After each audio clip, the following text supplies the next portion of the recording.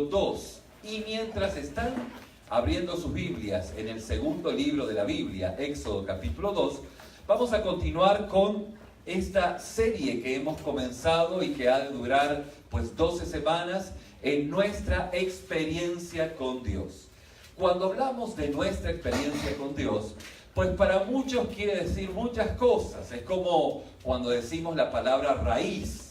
Para un odontólogo quiere decir una cosa, para una persona que trabaja en el campo quiere decir otra, y así para un matemático quiere decir otra. Y a veces la palabra, cuando decimos mi experiencia con Dios, pues cae en un vacío que uno puede llegar a experimentar o pensar cualquier cosa, y desde esa perspectiva poder decir, bueno, o realmente yo tuve una experiencia con Dios, o yo aquí no siento la presencia de Dios.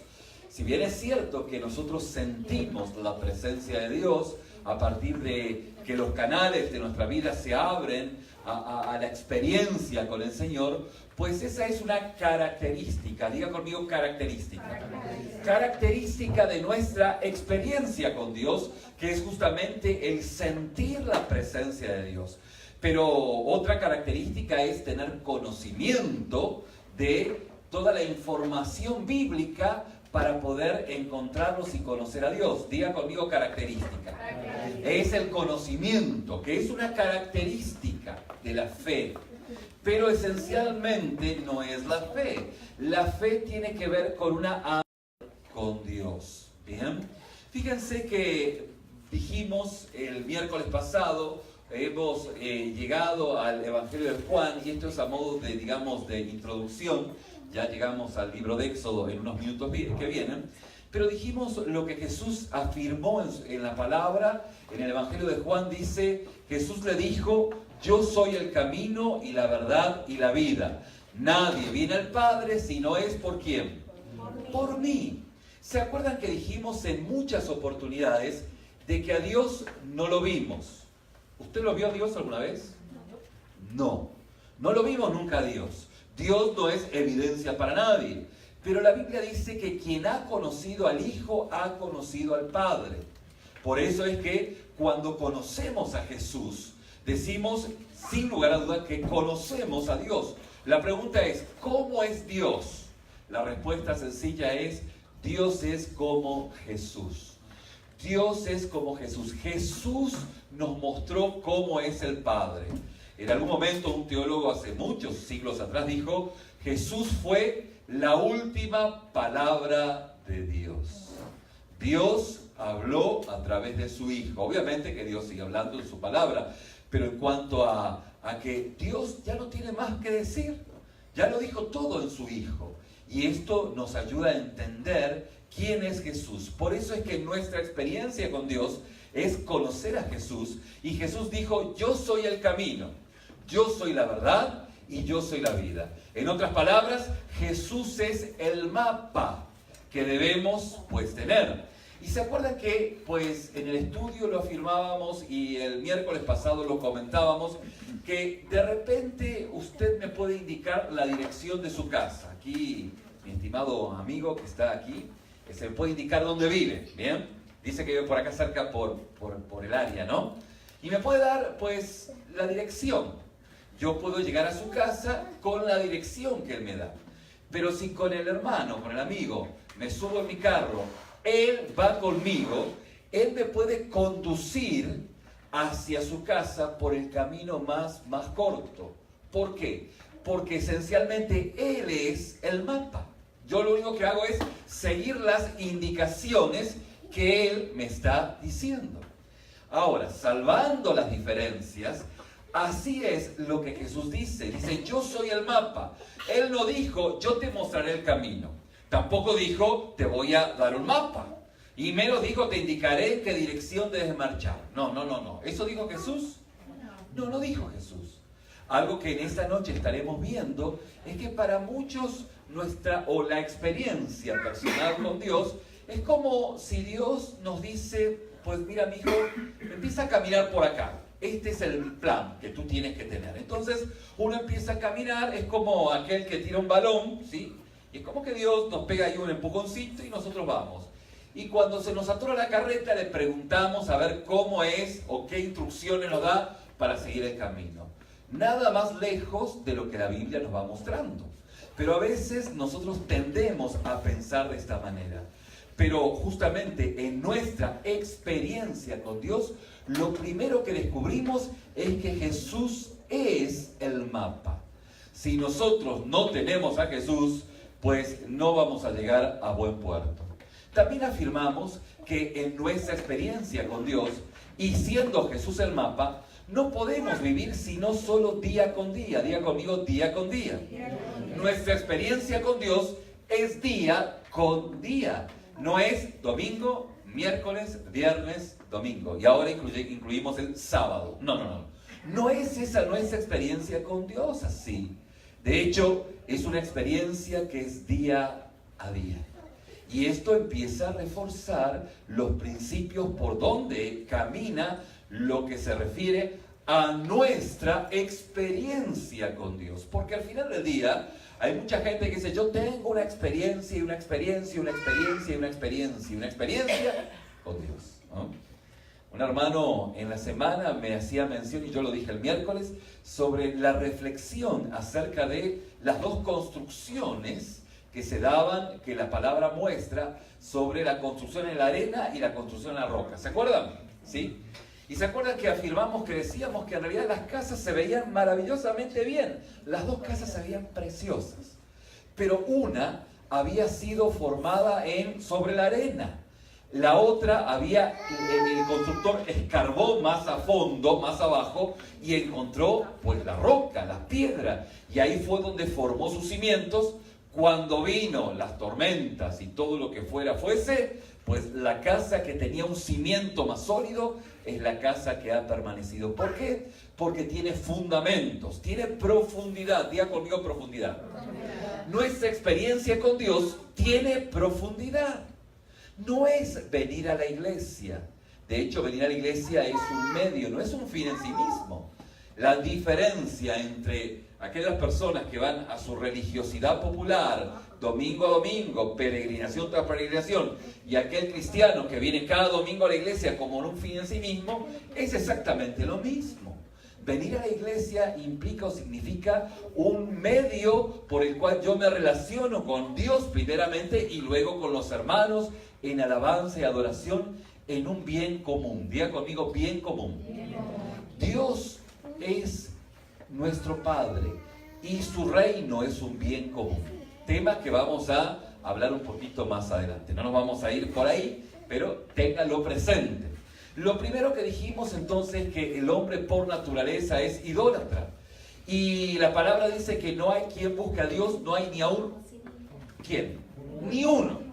Entonces, si hay uno que está buscando a Dios, es porque Dios lo está buscando a él. Previamente Dios lo estaba buscando a él. Mis queridos amigos, sería algo muy absurdo de mi parte pensar que vuestra relación con Dios comenzó cuando usted llegó a esta congregación. No, su relación con Dios comenzó mucho tiempo antes, cuando Dios lo empezó a buscar a usted. ¿Quién sabe cuándo y en dónde Dios lo empezó a buscar y lo encontró? Y hoy está en este lugar. Yo me estoy sumando a lo que Dios está haciendo. Y este es el punto de encuentro. Nuestra relación personal con Dios, cuando nosotros nos exponemos a sus verdades y reconocemos nuestra condición, lo tengo que repetir otra vez, ¿sí?, marranesca. Somos como, pues, el Espíritu Santo nos confronta y nosotros decimos, ay, qué feo que me veo, ¿sí? Mi corazón está totalmente enlodado y usted sabe, el marrano come lodo y se pone bien fornido. Pues eso ocurre con la naturaleza pecadora. Lo que ocurrió fue que el Señor nos mostró nuestra condición, reconocimos nuestra condición y Dios cambió nuestra naturaleza.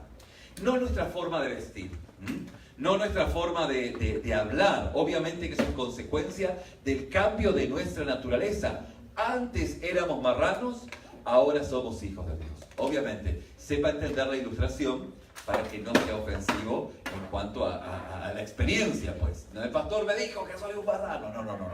Bueno, tal vez pudiese ser en el aspecto en que usted no se ha encontrado con Dios. Pero si usted se encontró con Dios, debió haber cambiado su naturaleza. Y cuando cambia su naturaleza, o sea, cuando usted escucha y cuando Dios cambia su naturaleza, usted empieza a cavar en la profundidad, que esa es la diferencia, no diferencia, la diferencia entre aquel que está cavando, mejor dicho, construye en la superficie, o sea, escucha el mensaje, le entra por acá y le sale por acá. ¿Y usted cómo sabe que le entra por acá y le sale por acá? Sencillo, porque cuando viene un viento, pues su casa se le cae. Pero cuando usted pues ha retenido, ¿sí? ¿Se acuerdan que decíamos que nuestro cerebro anda corriendo, anda muy rápido? Y hay gente que es muy cerebral, conceptos, entiende, ideas, pero tenemos que andar a la velocidad del corazón. El corazón anda más lento. Y hay que meditar en la palabra, entonces lo que tenemos acá, tenemos que bajarlo acá, ¿bien? Y como dice el Salmo capítulo 1, del 1 al 3, bienaventurado el hombre que medita ¿en qué? En la palabra de Dios. Entonces, ¿meditamos en qué? En la palabra de Dios. Y cuando meditamos en la palabra de Dios, empezamos a bajar lo que tenemos acá en conceptos, en ideas, en pensamientos espirituales, a nuestro corazón transformado por el poder y el favor de Dios. Y llegamos a la conclusión que es un error craso poder decir o poder preguntarle a Dios: Señor, ¿cuál es tu voluntad para mi vida? ¿Qué dijo, pastor? Sí, es un error preguntarle a Dios: ¿cuál es la voluntad tuya para mi vida? La pregunta que nosotros tendríamos que hacer sería: Señor, ¿cuál es tu voluntad? Y cuál es tu voluntad, yo me voy a unir a tu voluntad. No a la voluntad sentadito acá que tú puedas tener para mi vida. No. Es una condición activa donde usted busca, diga conmigo, busca. Usted está buscando la voluntad de Dios. Y la encuentra, pues Dios se revela. Y de esa forma usted ya no dice al Señor, no le dice al Señor, úsame, ¿sí? Porque el Señor, así como cuando usted dice úsame, el Señor, ¿qué le dice? Conóceme. Y cuando tú me conozcas, tú vas a saber luego lo que yo quiero. O sea, tú vas a conocer mi voluntad porque tú me conoces. Bien, fíjense que el apóstol Pedro, en el capítulo 3, versículo 9, no lo busque por favor, nos da una observación que es muy profunda y que rompe toda idolatría. Dice el apóstol Pedro que vosotros sois real sacerdocio, nación santa, pueblo adquirido, escogido por Dios. ¿Qué quiere decir esto? Que nosotros somos real sacerdotes. ¿Cuál era la función del sacerdote? ¿Se acuerdan que en el tiempo del templo de Jerusalén, recuerden que el templo de Jerusalén estaba dividido en diferentes lugares? Estaba el lugar, los atrios, el lugar santo y el lugar santísimo. En el lugar santísimo estaba justamente una cortina, ¿sí?, que separaba un lugar donde estaba un compartimento, donde estaba el arca del pacto. Esa arca del pacto simbolizaba la presencia misma de Dios, la Shekinah. Vale decir que es ahí donde Dios ponía su dedo y la Shekinah, la presencia de Dios, santificaba el templo. Y el templo santificaba Jerusalén. Y Jerusalén santificaba toda la tierra. Pues desde ese lugar era el lugar donde la misma presencia de Dios estaba presente en la tierra, la Shekinah. Usted recuerde que cuando hablamos acerca del Evangelio de Marcos, la misma presencia de Dios, cuando Cristo murió en la cruz del Calvario, pues dice que el velo se rasgó en dos, ¿sí o no? ¿Se acuerdan? Y la Shekinah, la presencia de Dios, pasó de ese lugar al cuerpo de Jesús. Y ahí encontramos que la Shekinah, la presencia de Dios, ya dejó ese espacio.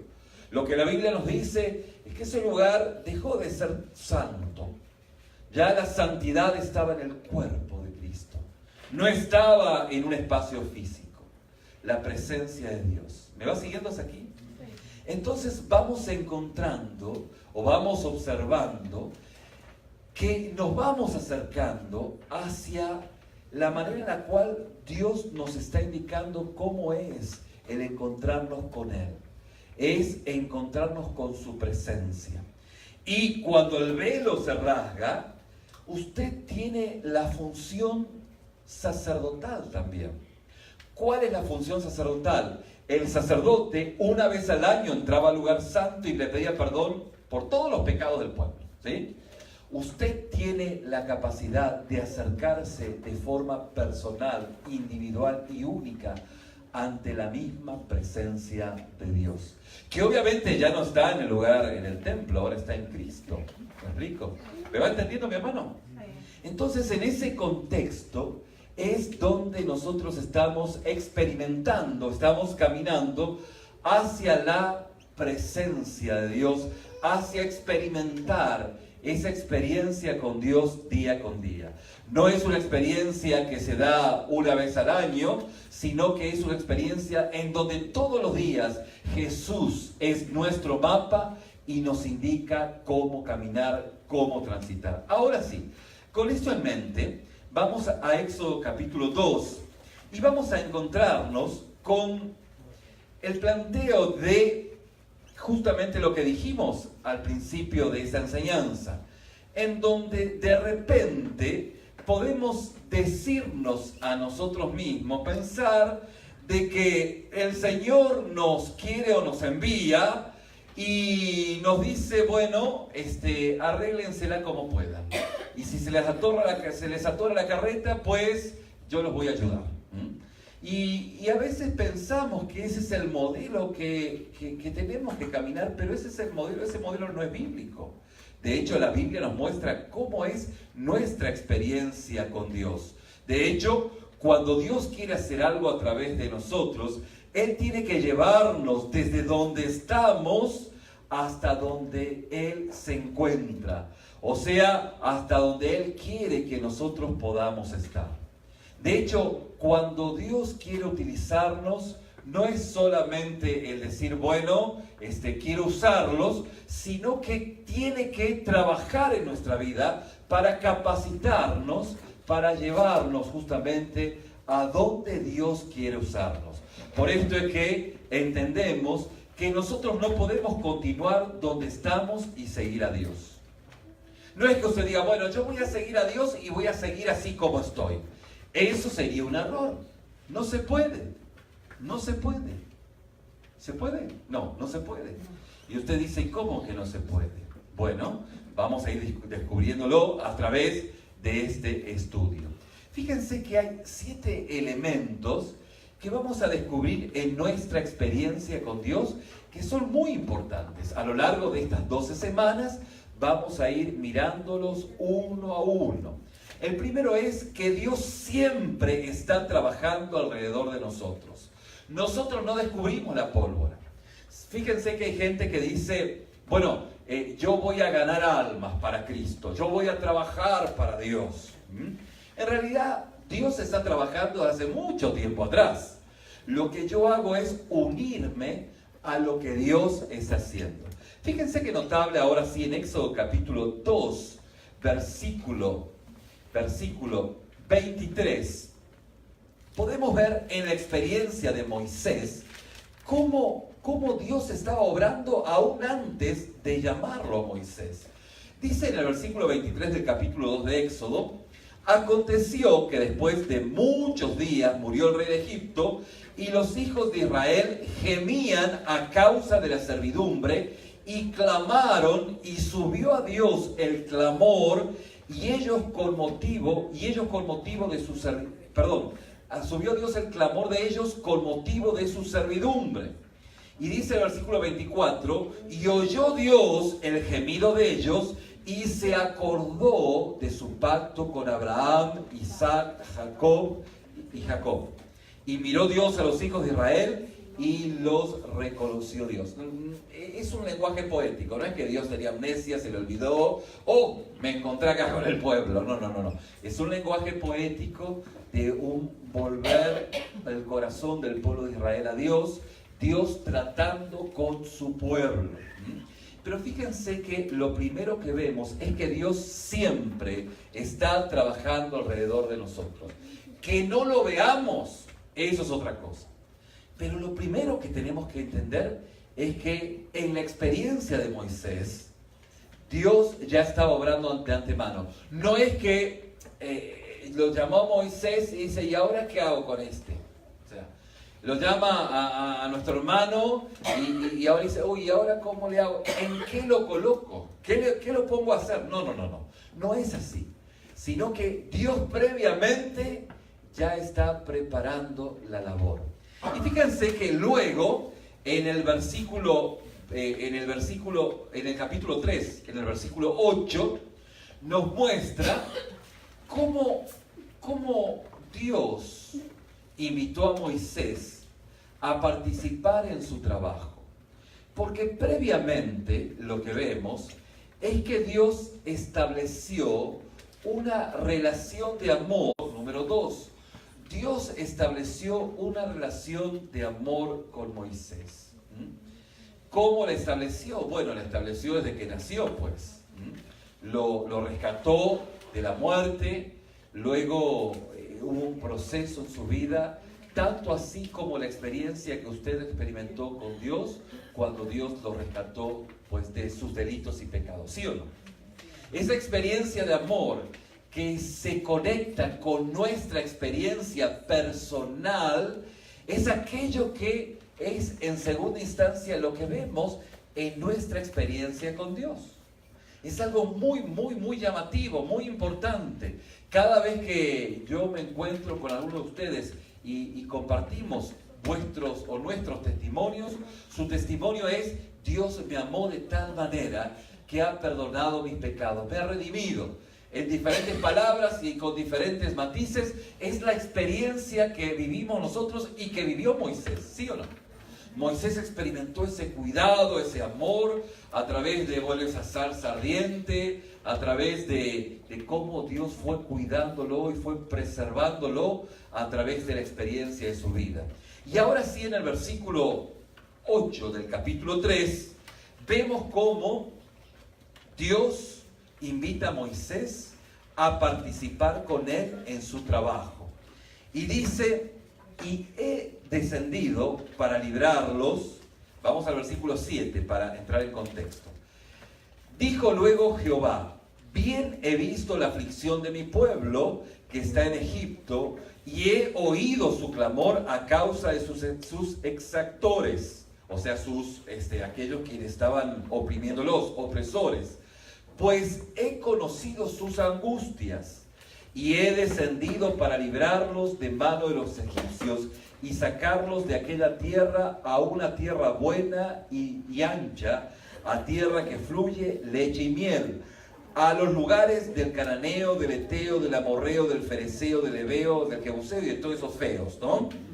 El clamor pues de los hijos de Israel ha venido delante de mí, y también he visto la opresión que los egipcios los oprimen. Y luego dice, ven por tanto ahora, te enviaré a Faraón para que saques de Egipto a mi pueblo, los hijos de Israel. Fíjense que es un proceso gradual donde Dios ya está obrando. Nosotros no descubrimos la pólvora. O sea que yo soy el Superman, Dios me escogió para ser el libertador. No, mijo, no. Tú eres importante, pero no eres imprescindible, ¿sí? Eres importante para Dios, pero Dios puede prescindir de ti. Pero sí eres importante.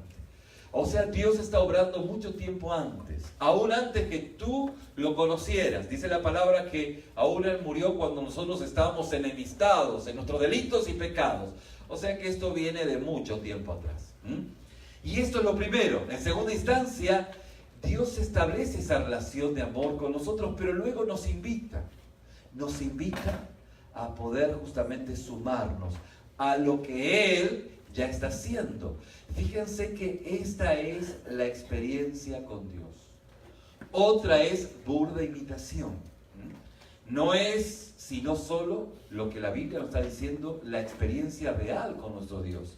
Y luego vemos cómo justamente ocurre esta experiencia, ya que, como dice el profeta Amós, porque el Señor no hará nada, Jehová el Señor, sin que revele sus secretos a sus siervos los profetas. Está refiriéndose a nosotros. Dios no va a hacer nada si previamente no nos revela a nosotros lo que Dios quiere revelar. ¿Me explico? ¿Sí? ¿Vamos bien hasta acá? Un paréntesis. Fíjense.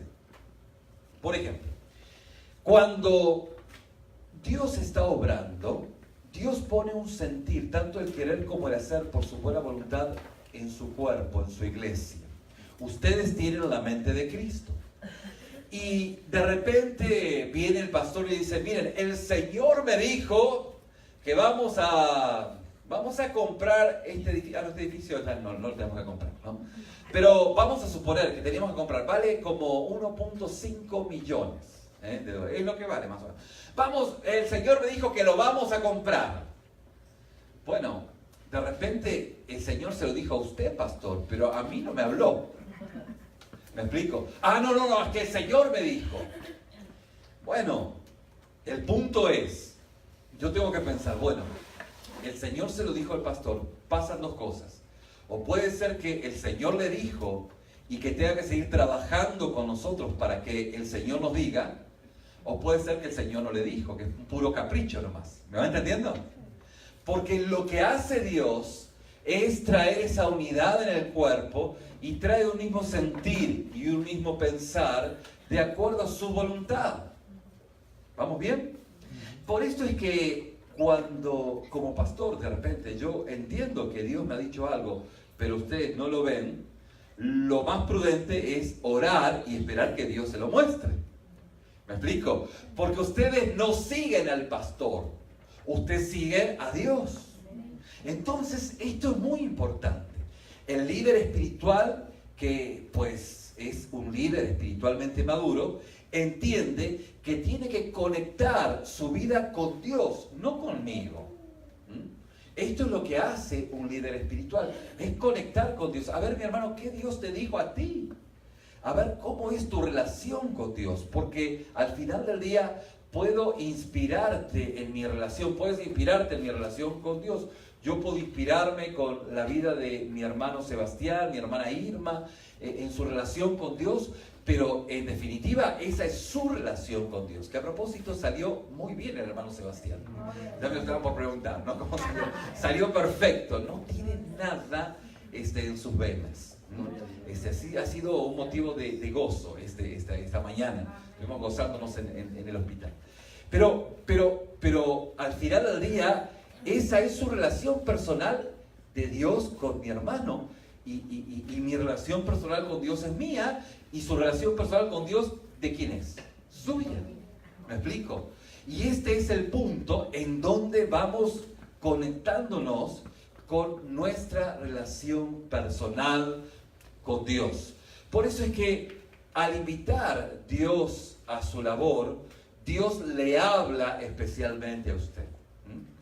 Y fíjense que ese es el punto donde yo por muchos años he hecho énfasis en que la iglesia, ser de Cristo, Cristo tiene que meter mano en su vida.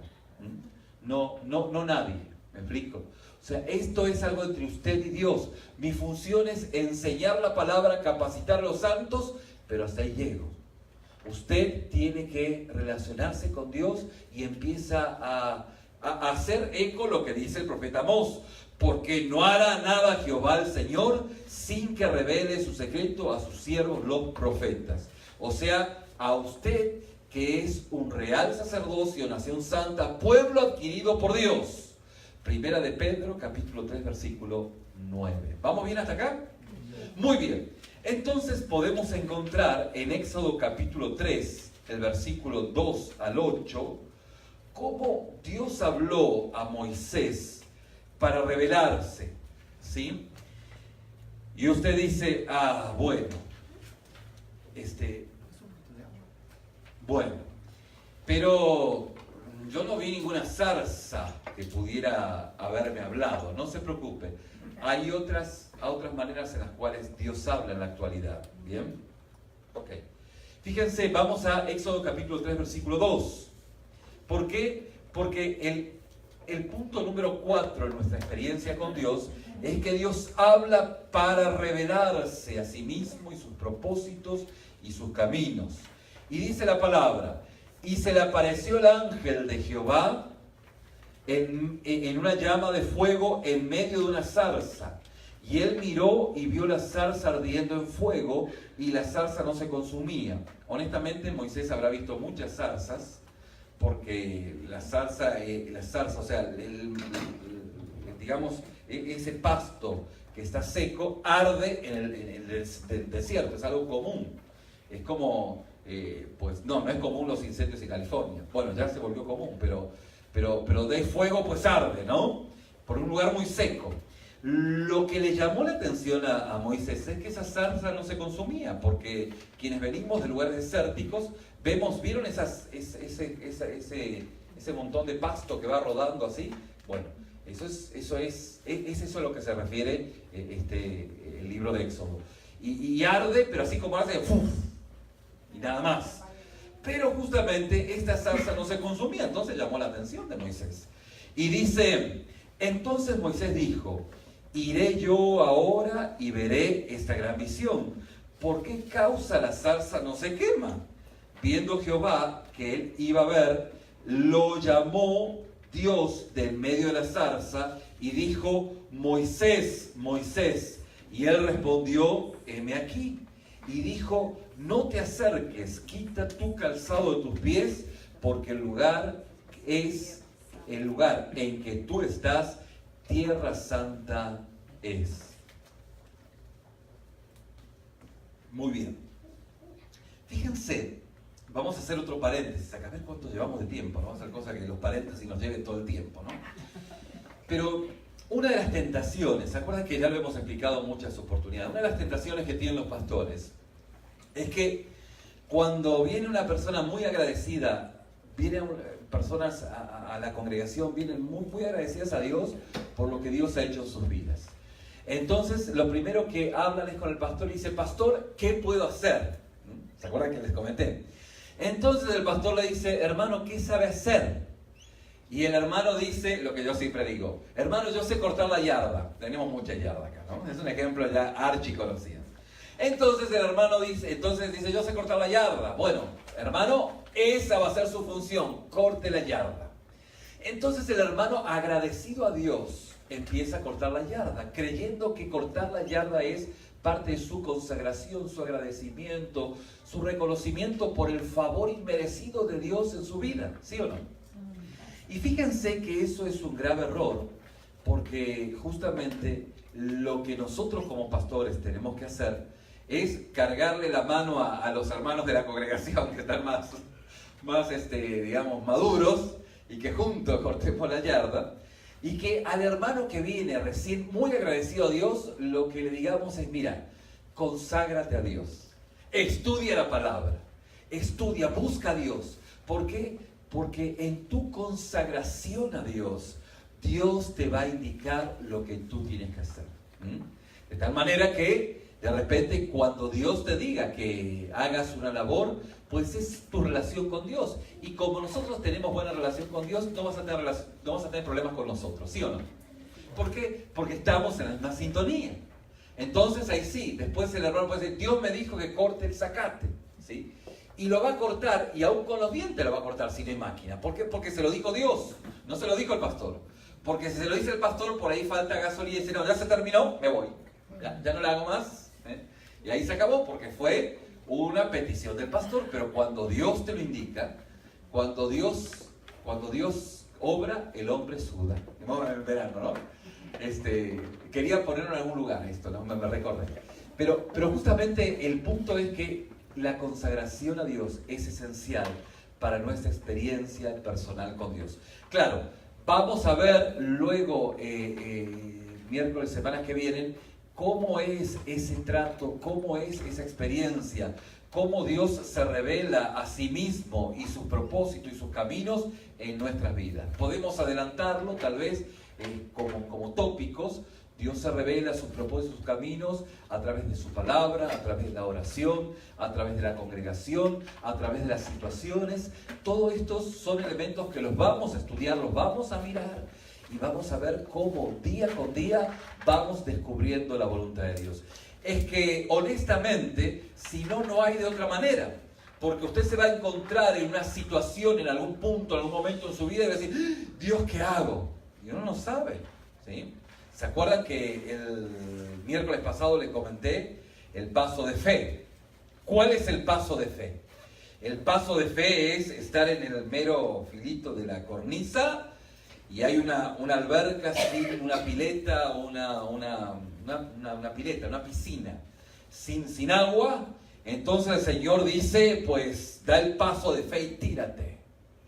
Y usted agarra y dice, bueno, yo me tiro, sí me tiro. Yo me tiro si tú pones el agua. Ya, yo me tiro, si yo pone el agua y yo me tiro. Entonces el Señor dice, no. Tú da el paso y yo pongo el agua. Entonces el hombre de fe da el paso y cuando va cayendo ve que Dios pone el agua, ¿sí? La pregunta que me hacían el miércoles pasado, algunos, o el planteo era, ¿y qué pasa si caigo abajo y no hay agua? Bueno, sencillo, es que Dios no te estaba hablando. Te vas a golpear, te vas a quebrar, pero vas a saber que vas a tener que afinar tu oído al oído de Dios. Por ahí fueron los tacos y las pizzas que te comiste el domingo, la noche anterior. No fue Dios. Pero cuando tú tienes una experiencia personal con Dios, hay una vivencia, una dinámica que hace vivir en una experiencia de fe. ¿Me explico? A la cual Dios le está indicando a Moisés que debiese empezar. Mira, yo tengo este plan. Tengo este plan. Quiero invitarte. ¿Sí? ¿Qué crees? Te ha tocado. Aquí tienes el ticket, te ha tocado. Y qué bueno, ¿no? Y bueno, qué bueno, vamos a ver. En quinto lugar, hay una invitación de Dios a Moisés para que se le uniera en su trabajo, y esto condujo a Moisés a una crisis de fe que requirió confianza y acción. ¿Cuál fue la historia? Bueno, vamos a Éxodo capítulo 3, versículo 11, 13, y vamos a ver qué pasó. Entonces, siempre hay un entonces. ¿Vieron que siempre hay un entonces que va todo bien hasta que viene el entonces o el pero? Entonces, Moisés respondió a Dios, ¿quién soy yo para que vaya Faraón y saque de Egipto a los hijos de Israel? O sea, en un planteo. Vamos al verso 13, ¿sí? Dice, dijo Moisés a Dios, he aquí que llego yo a los hijos de Israel y les digo, el Dios de vuestro padre me ha enviado a vosotros, y si ellos me preguntan cuál es su nombre, ¿qué les responderé? Hello, aquí llegué yo y Dios me envió. ¿Qué le respondo? O sea, es un planteo muy lógico. O sea, ¿será que Dios me está enviando? ¿Será que estoy escuchando correctamente? ¿Cómo es acá la historia? ¿Sí? Vamos al capítulo 4, versículo 1. Estas son todas las excusas, ¿no? O sea, Dios nos llama y dice, no, Señor, es que el trabajo, ¿no? Es que los horarios, es que de esto, aquello, lo demás, ¿no? Vamos al versículo 1 del capítulo 4. Entonces Moisés respondió diciendo, he aquí que ellos no me creerán ni oirán mi voz, porque dirán, no te ha aparecido Jehová. Estás echando mentiras, Moisés. Estás echando mentiras. Vamos al versículo 10 del capítulo 4. Fíjense, si usted creía que era el experto en excusas, en Moisés tenemos... Vamos al 10. Entonces dijo Moisés a Jehová, ay Señor, nunca he sido hombre fácil de palabra, no me sale una palabra, Señor, soy tartamudo. Ni antes, ni desde que tú hablas a tu siervo, porque soy tardo en hablar y torpe de lengua. O sea que no es una ironía que estaba diciendo, era tartamudo, ¿sí? O sea que no puedo hablar, Señor. Fíjense que esto justamente es el punto. Y vamos al versículo 13. Y él dijo, ay Señor, envíate ruego por medio del que debes enviar. O sea, envía otro. Envía otro. Fíjense que en quinto lugar, a la invitación de Dios a Moisés para que se uniera a su trabajo, Moisés fue conducido a una crisis de fe que requirió confianza y acción. En realidad, justamente, Moisés cuestionó si Dios podía hacerlo a través de él, porque es así. Si los israelitas creerían que Dios le había aparecido, y si sería capaz de hablar con suficiente elocuencia como para poder realizar la tarea. Fíjense que son planteos lógicos, ¿sí o no? Si usted fuera Moisés, ¿qué pensaría? O sea, es una crisis. Órale, yo pensé que Dios me hablaba, pero y ahora que me habló, ahora qué lástima que me habló. Preferiría estar así, venirse una persona dominguera. Solamente. Y esto es justamente nuestra experiencia real con Dios. Obviamente, usted no viene a perder el tiempo, yo no vengo a entretenerlo. Estamos caminando hacia nuestra experiencia personal con Dios. El mundo no ha conocido a alguien que se ha puesto firmemente en las manos de Dios, decía Spurgeon. Y escuchar esa voz hizo que muchos otros, como Owens y otros más, pues hagan temblar el mundo en su tiempo. ¿Por qué? Porque esto es parte justamente de una experiencia real. Dios usa, mis hermanos, a personas muy comunes que se ponen en su mano. No hay que ser Fíjense, las excusas de Moisés son excusas que nos pueden caber a todos. No sé hablar mucho, no tengo mucho español, menos inglés. Eso cae en mi caso, ¿no? Lo del inglés. O sea, Señor, nunca he sido hombre de fácil palabra. Nunca me ha salido. Yo voy a lo que voy y ahí se terminó. ¿No? Esto de poder. Y esto es parte justamente de esa crisis que tuvo Moisés. ¿Sería capaz de hablar con suficiente elocuencia? ¿Los israelitas creerían que Dios le había aparecido? ¿Podía Dios hacerlo a través de él? ¿Qué creen? Bueno, esa es la experiencia que usted tiene que estar, digamos, va a ser confrontado. ¿Será que Dios lo puede hacer? Vamos a poner toda la carne en el asador, ¿no? Vamos a poner toda nuestra vida en Dios. ¿Bien? En sexto lugar, no se preocupe, estamos haciendo una visión amplia y luego en 12 semanas, ¿sí? En 3 meses, vamos a ver cada uno de estos detalles en profundidad para que al terminar este estudio usted pueda empezar el principio de la continuidad de su experiencia profunda con Dios. O sea, llegar hacia las profundidades de la roca y que su casa se mire tan bonita como el que hace una casa superficial. Pero no se preocupe, su casa se va a sostener. ¿Amén? Amén. En sexto lugar, Moisés tuvo que hacer grandes ajustes en su vida para poder unirse a Dios en lo que él estaba haciendo.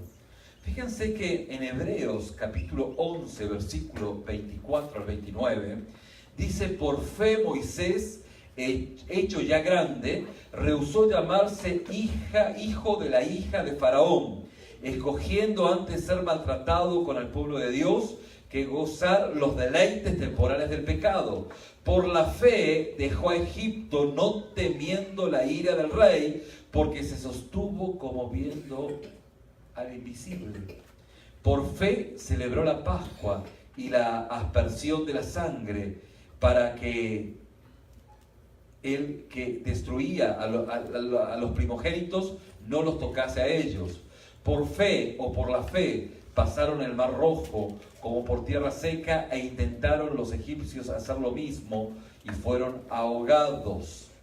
Fíjese que encontramos en el libro de Hebreos aquellos ajustes. El ajuste que tuvo que hacer Moisés, entre otros ajustes que dice el libro de Hebreos, fue dejar su tierra donde él estaba, dejar a su suegro Jetro e irse a Egipto. O sea, era parte de hacer ajustes. Dios no lo podía usar a Moisés si Moisés no hacía ajustes. Dios no respalda el pecado, el agua y el aceite no se mezclan. Dios te está llamando y en ese llamado que nos hace, justamente requiere la exigencia de la transformación de los cambios. ¿Se acuerdan que para entender bien este ejemplo había una parábola que yo les ilustraba sobre aquel granjero que en una mañana se levanta y se le apetece comer huevos con jamón? Entonces se va ahí donde están pues, la gallinita y el marrano y le dice al marrano y a la gallina: miren, tengo ganas de comer huevo con jamón, así que cooperen. Y la gallinita puso 2 huevitos. ¿Y qué hizo el marrano? Pues tuvo que morir, ¿sí? Ahí, en ese ejemplo, tenemos que justamente entender que si Dios quiere algo en nuestra vida, nosotros tenemos que justamente ser como el marranito, en ese aspecto, ¿sí? No en el otro ejemplo, ¿no? En ese ejemplo. Porque a veces hay gente que dice: bueno, al final y al cabo hay tantas cosas para hacer en la iglesia y a mí ni me tienen en cuenta, no me tienen en cuenta. Bueno, es que en realidad esto no es un club social, no somos un grupo de beneficencia. La iglesia es el cuerpo de Cristo. Y en la consagración, en los ajustes que usted haga, Dios lo va a usar. Lo mismo que ocurrió con Moisés. ¿Amén?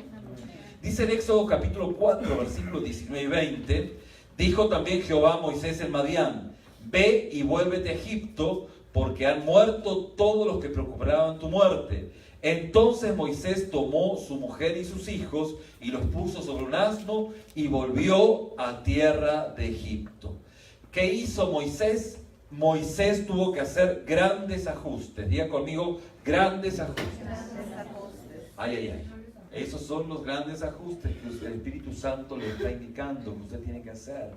¿Qué ajuste usted tiene que hacer? Sé que usted ha hecho. Hay hermanos que están haciendo muchos ajustes en su vida.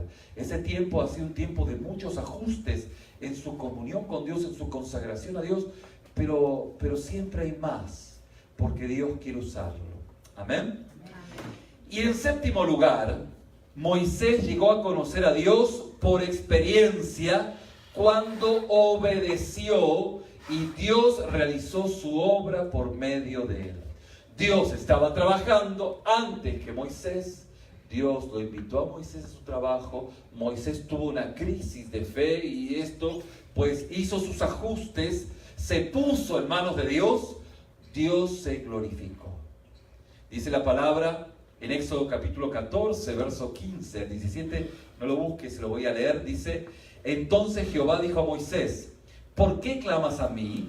Di a los hijos de Israel que marchen, y tú alza tu vara y extiende tu mano sobre el mar y divídelo, y entre los hijos de Israel por en medio del mar en seco. Y he aquí, yo endureceré el corazón de los egipcios para que lo sigan, y yo me glorificaré en Faraón y en todo su ejército. Y extendió Moisés su mano sobre el mar, e hizo Jehová que el mar se retirase por recios vientos orientales toda aquella noche, y volvió el mar en seco y las aguas quedaron divididas. Entonces los hijos de Israel entraron en medio del mar en seco, teniendo las aguas como muro a su derecha y a su izquierda, y siguiendo los egipcios entraron a ellos. Y Jehová dijo a Moisés: extiende tu mano sobre el mar, para que las aguas vuelvan sobre los egipcios, sobre sus carros y sobre su caballería.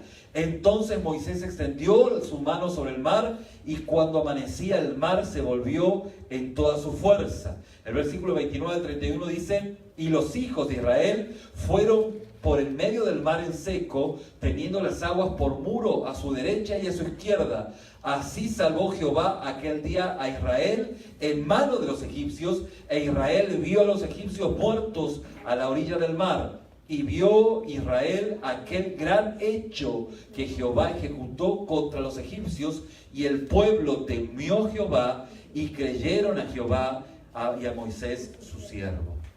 Fíjense cómo Moisés llegó a conocer a Dios por experiencia, cuando que obedeció. Fíjense que estamos siguiendo el parámetro bíblico, no estamos siguiendo la locura de quién sabe quién. Estamos viendo cómo es nuestra experiencia con Dios. Dios quiere usarnos. Él quiere hacer prodigios, milagros con vidas puestas en sus manos. Vidas que son transformadas. Vidas que, como dijimos, necesitan hacer grandes ajustes para poder unirse a Dios y a lo que Él está haciendo. Cuando tenemos esta perspectiva, empezamos a experimentar el favor, el cuidado y la protección de Dios, y ver su gloria manifestándose en todo su poder. Fíjense que para finalizar, vamos rápidamente a hacer mención de Elías, quien la Biblia dice que era un hombre como nosotros. Y vemos que Pedro y Juan, en primera instancia, en el libro de Hechos, dice la palabra que cuando Dios curó al cojo mediante Pedro, este y Juan fueron llevados ante el Sanedrín para responder por sus acciones. Lleno del Espíritu Santo, Pedro habló con mucha fuerza, mucha intrepidez ante los líderes religiosos. Y luego la palabra dice que ellos decían: estamos maravillados. Entonces, viendo el denuedo de Pedro, de Juan, sabiendo que eran hombres sin letras y del vulgo, se maravillaban y reconocían que habían estado con Jesús. Habían estado con Jesús, y por estar con Jesús se maravillaba la gente. Pero reconocían que era gente del vulgo. No era gente de acá, era gente de por acá. ¿Sí? Y fíjense cómo la palabra nos va indicando cómo Dios se glorificó en personas que siguieron este parámetro espiritual en su experiencia personal con Dios. Vamos a dejar acá, porque vamos a ser pues ministrados en nuestros corazones en esta palabra. Mis queridos hermanos, cuando usted cree que nada significativo puede ocurrir por medio de usted, usted está diciendo más sobre lo que cree acerca de Dios que en cuanto a usted mismo. Si usted dice: no, Dios no puede, Dios no va a hablar conmigo, no va a hacer nada, usted está limitando el poder de Dios. Usted está teniendo una mente muy pequeña, está disminuyendo el poder de Dios. Y usted está diciendo más sobre lo que cree acerca de Dios que en cuanto a usted mismo. Dios lo quiere usar. Si se siente débil, limitado y ordinario, usted es el mejor material por medio del cual Dios puede obrar. ¿Por qué? Porque Él se ha de llevar toda la gloria y le ha de dejar el gozo de que Dios está glorificando. Amén. Vamos a entrar a otros rostros y vamos a orar.